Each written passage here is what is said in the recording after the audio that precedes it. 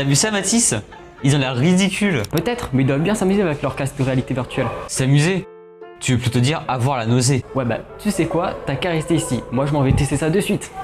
Comment ça? Attends, j'arrive. Démarre le camion, Michel.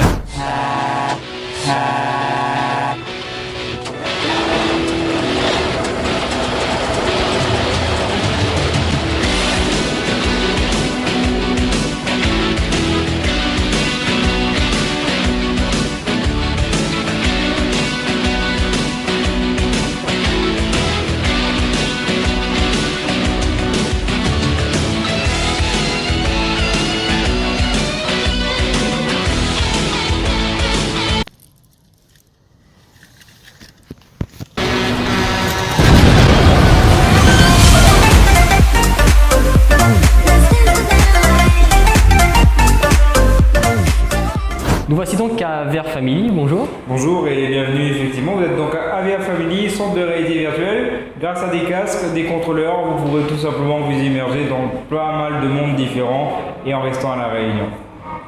Mais dis-moi Louis, comment ça fonctionne la VR?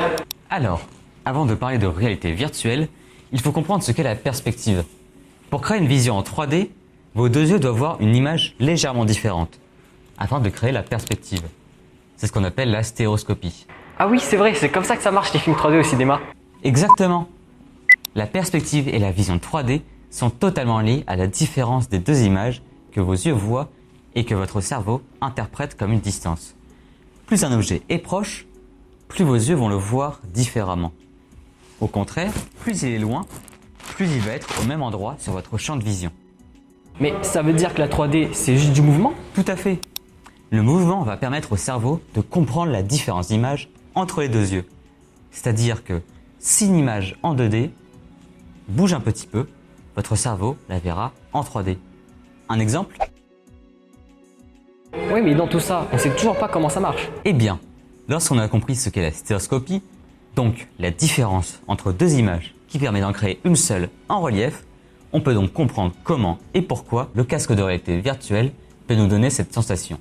En effet, dans un casque de réalité virtuelle, chaque œil a son propre écran, ce qui permet au cerveau de créer une seule perception visuelle en relief, la fameuse 3D. Mais c'est vrai ça d'ailleurs, ça date de quand cette technologie?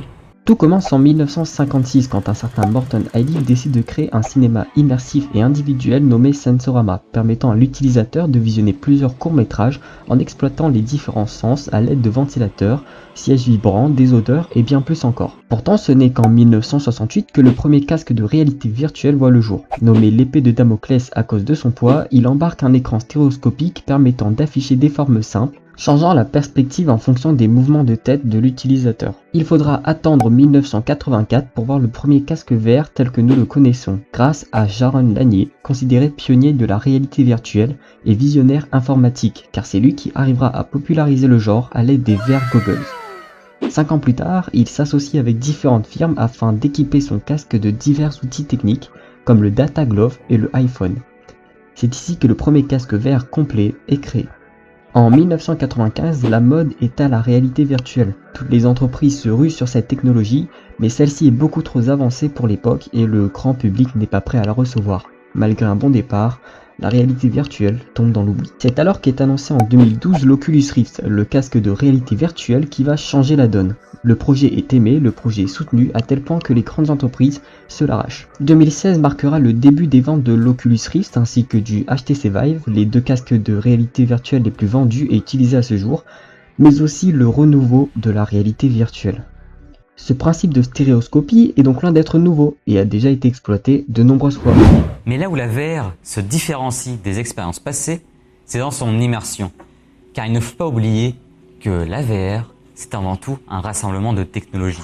Ah ça je te le fais pas dire. Déjà il faut tout l'équipement nécessaire qui va permettre à l'utilisateur d'interagir directement avec l'univers de synthèse. On appelle ces outils les éléments d'interface, des périphériques quoi.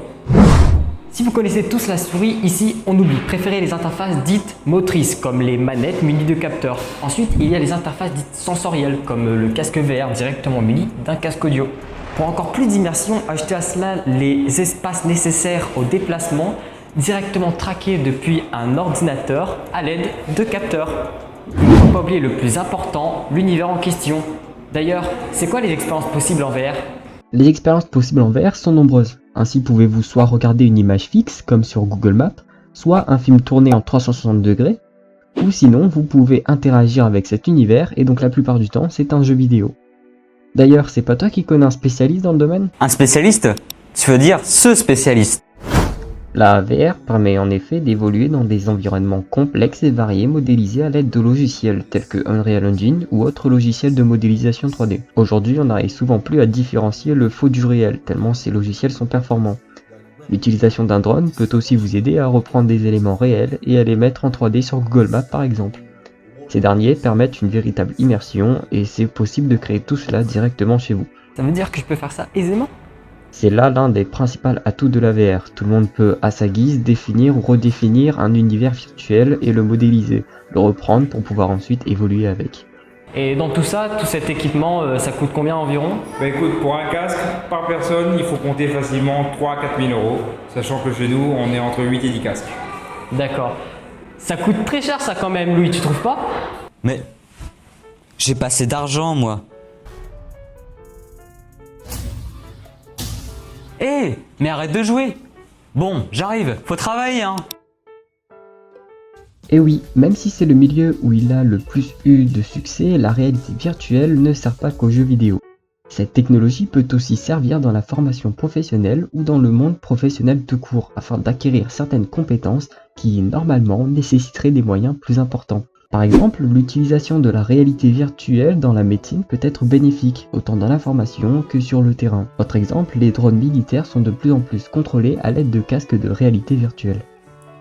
Mais la VR est plus efficace dans la psychologie, l'interaction avec l'univers de synthèse étant aujourd'hui encore peu aboutie. En effet, l'immersion qu'elle propose peut permettre d'insérer l'utilisateur dans une situation à laquelle il n'est pas adapté afin de lui faire acquérir des connaissances dans ce sens. Beaucoup d'études sont menées à ce sujet et la réalité virtuelle est déjà utilisée pour aider certains patients à surmonter leur peur et leur stress. La plupart des apports de la VR aujourd'hui sont donc plutôt d'ordre psychologique, même si dans le futur elle pourra aller beaucoup plus loin, son coût reste un handicap de taille, surtout si cette technologie n'est qu'un effet de mode. Ah d'ailleurs, je me sens pas très bien, t'as pas un remède? Ah, c'était prévisible. Et oui, l'expérience de la VR ne comporte pas que des avantages. Dans la vraie vie, quand vous faites un mouvement, votre corps subit ce mouvement et vos yeux le voient, ce qui permet à votre oreille interne d'équilibrer votre corps et que vous ne tombiez pas. Dans le cas de la réalité virtuelle, votre corps peut rester immobile, tandis que vos yeux peuvent vous voir courir. Le cerveau ne va donc pas comprendre ce lien et va causer des nausées, des vomissements. Le seul remède contre ça, c'est de se mouvoir. Mais attends, comment est-ce que je vais faire l'émission, moi ?